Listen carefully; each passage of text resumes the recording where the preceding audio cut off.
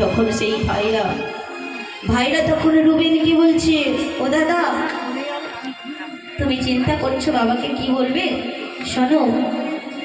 কি কহিবে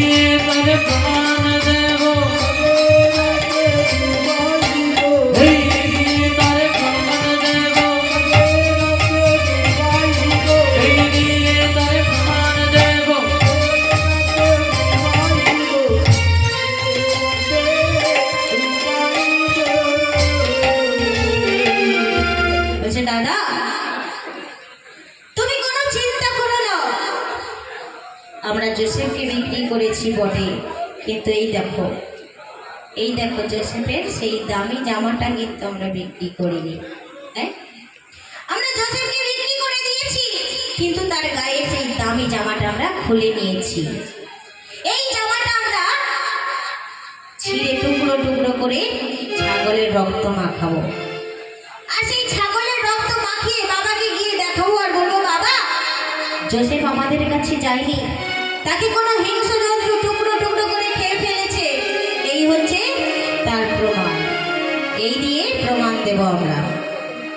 এইভাবে তারা যুক্তি পরামর্শ করলো।